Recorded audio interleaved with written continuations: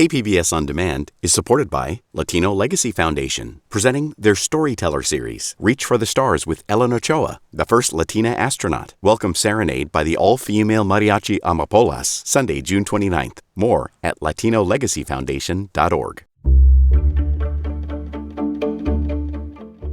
Good morning, I'm Debbie Cruz. It's Monday, June 26. Tijuana's mayor has received multiple death threats. More on that next, but first, let's do the headlines.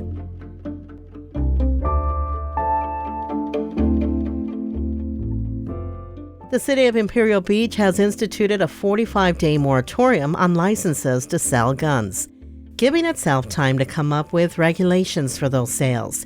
The issue came up because the city got a business license application from a woman who wants to open a women's sporting goods store, and she wants to be able to sell guns. Here's IB Mayor Paloma Aguirre. What we were asking both the applicant, the community, and gun rights advocates is to bear with us, to have a pause. In a statement, the group San Diego County Gun Owners said it looks forward to seeing the council create a clear and obtainable pathway for federally licensed dealers to serve the IB community. A coalition of labor and environmental groups has relaunched a campaign for a sales tax measure to fund transportation projects across the county. The Let's Go San Diego initiative failed to gather enough signatures to make it on the 2022 ballot. So the group is trying again for November 2024, a presidential year when turnout is typically higher and more progressive. If approved, the measure would raise San Diego County's sales tax by a half cent to fund infrastructure projects such as road repair, public transit, carpool lanes, sidewalks, bike lanes, and a rail connection to the airport. The last week of the county fair kicks off on Wednesday, so as the theme of the fair says, get out there while you still can. The fair opens Wednesday and runs through its final day on the 4th of July. Ticket prices range from $12 to $20, and children under 5 are free. From KPBS, you're listening to San Diego News Now. Stay with me for more of the local news you need. KPBS On Demand is supported by the San Diego County Toyota dealers, offering a new 2025 lineup of vehicles at your local Toyota dealer, including a new Tacoma with turbocharged 4-cylinder engines and a hybrid powertrain option. The San Diego County Toyota dealers. We make it easy.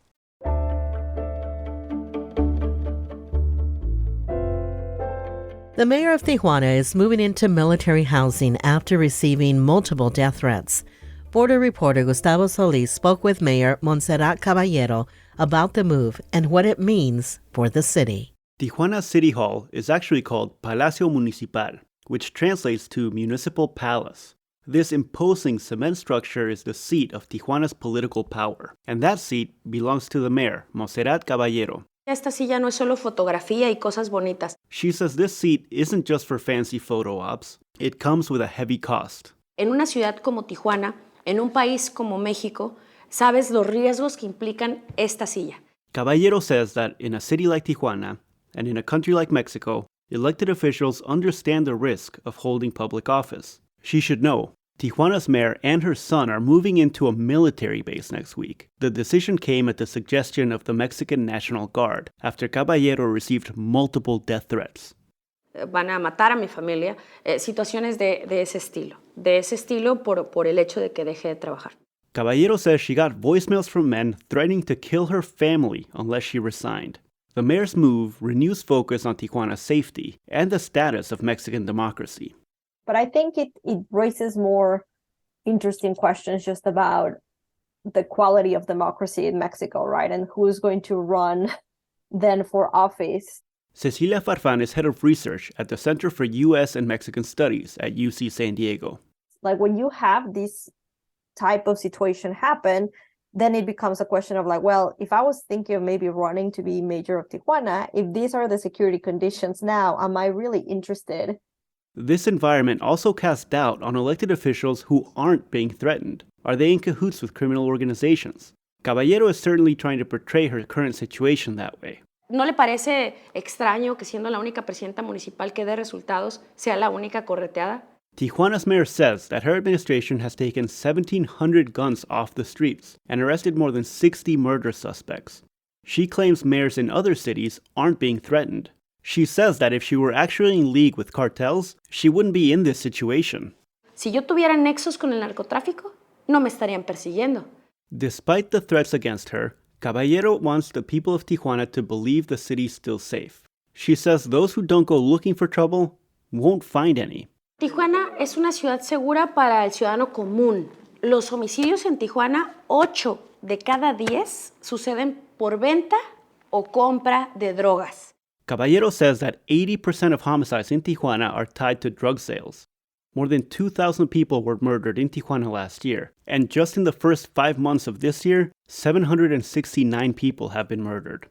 However, Farfán says that there's a tendency in Mexico to minimize violent crime as something that only happens to bad people. When you turn it just into, oh, it's just criminals killing each other, then unfortunately there's, as you said, no incentive to really address it. People in Mexico tend to believe that as long as crime stays in working class neighborhoods and out of the rich and tourist areas, then it's under control. Public and private boosters have poured millions of dollars into Tijuana's manufacturing, medicine, tourism, and culinary sectors. News that the mayor is moving to a military barracks could scare off potential investors and tourists. Again, here's Farfán from the Center of U.S. and Mexico Studies.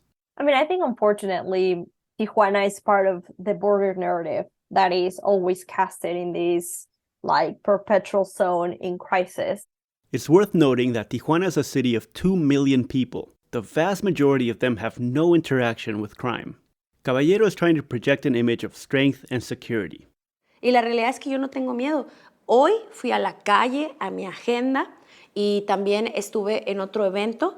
Estoy aquí en mi oficina. She says she's not afraid. She's still attending public events and walking on the streets of Tijuana. She has no plans to step down. Gustavo Solis, KPBS News. People living in southeast San Diego on average die 10 years sooner than people living in central San Diego. That's according to data from the Health and Human Services Administration. Reporter Katie Heisen spoke with an advocate who is sounding the alarm. It should be a state of damn emergency over here. Barry Pollard co-chairs the community leadership team for Southeast San Diego. I have to ask myself, if these numbers were in La Jolla, would everyone be so casual with them? Pollard says the gap is a result of many long-standing problems, but his team has identified one to tackle first. The Southeast has no 24-hour urgent care centers. They approached existing urgent care providers about changing that. He anticipates at least one location offering extended evening hours in the Southeast sometime next year. He says they will need to make community members aware of the option. Many currently rely on the emergency room. We didn't get here overnight, and we're not going to be able to fix things overnight. But we can correct the ship. A County Health and Human Services Agency spokesperson could not provide KPBS with a breakdown of what it spends in different areas of the city and did not say how leadership plans to respond to the data. Katie Heisen, KPBS News.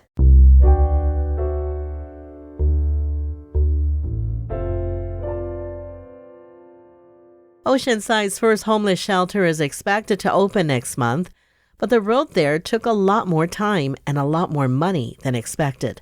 North County reporter Tanya Thorne looked into the increased costs and delays. The city of Oceanside and the San Diego Rescue Mission have been working together since late 2021 on the city's first homeless shelter. The center will be set up at the old Ocean Shores High School campus, but the property required a complete overhaul. The city agreed to carry the cost of the remodel, originally estimated at around $2 million. That amount has now increased to $7 million. There were cost overruns, had a lot to do with just really ancient kind of on-site stuff like asbestos removal and things like that are very costly. That was Oceanside Mayor Esther Sanchez. She said part of the increased costs would be covered by a federal grant. The 50-bed navigation center is expected to open in July. Tanya Thorne, KPBS News.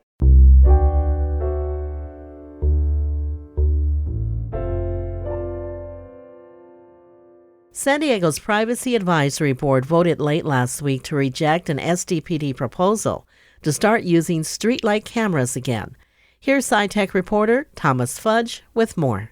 Cameras installed in San Diego streetlights haven't been used since 2020, and the police department has proposed a plan to start using them again to record activities that may include crime.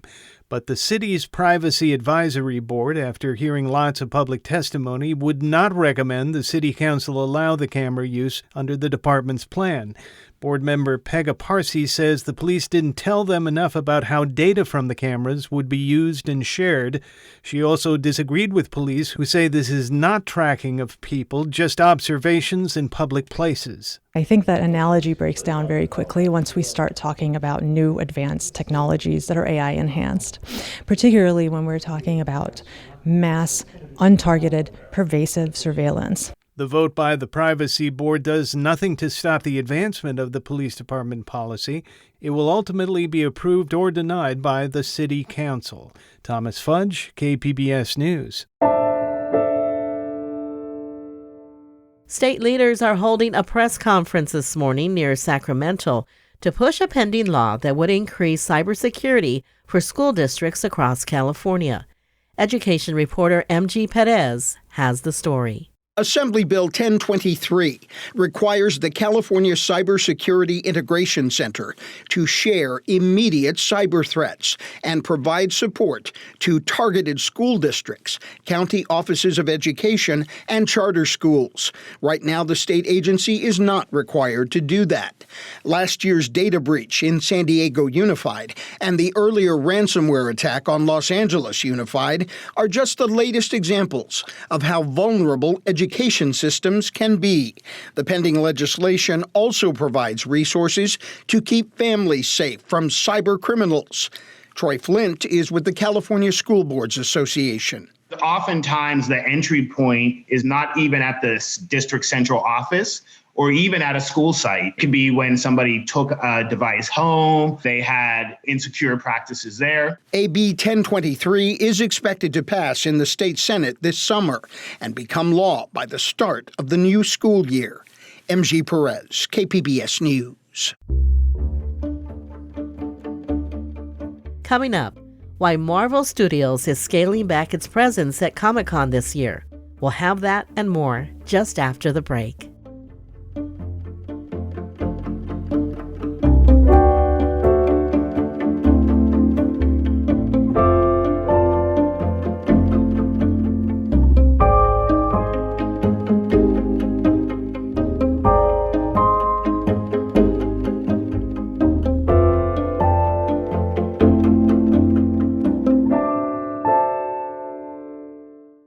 KPBS On Demand is supported by Paint Care, offering households and businesses in California more than 800 leftover paint drop-off sites for recycling.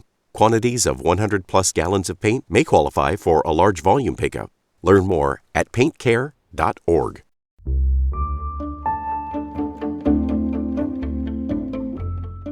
Since the beginning of this month, 2 hikers have died at Three Sisters Falls in the Cleveland National Forest. Reporter Melissa May has some tips to stay safe while out on the trails. Hiking guides rate Three Sisters Falls moderate to strenuous due to areas of rocky, unstable terrain, extreme heat risk, and no shade.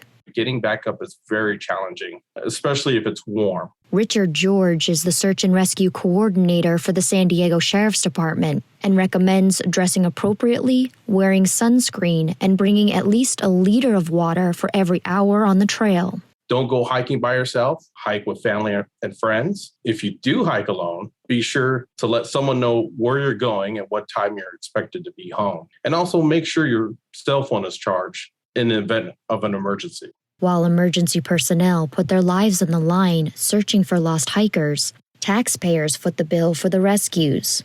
Melissa May, KPBS News.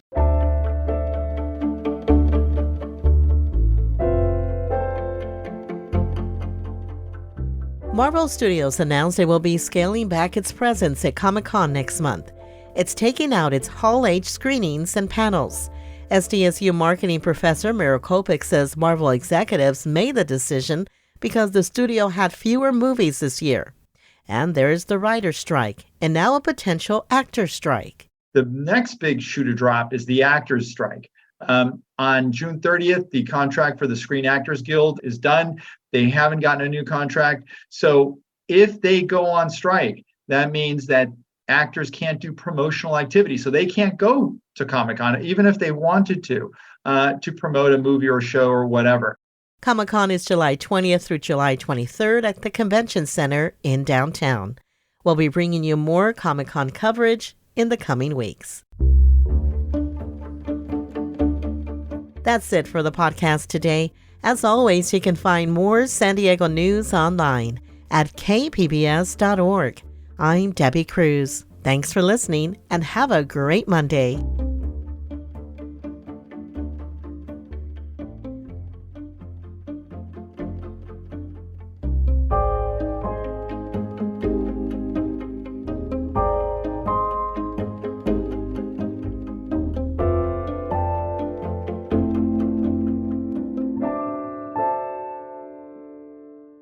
KPBS On Demand is supported by Marrocale Design and Remodeling, helping homeowners with their home remodeling needs. From ADUs to kitchen remodels, room additions, and custom homes, Marrocale Design and Remodeling can help homeowners design and build their dream homes. More at trustyourhometous.com.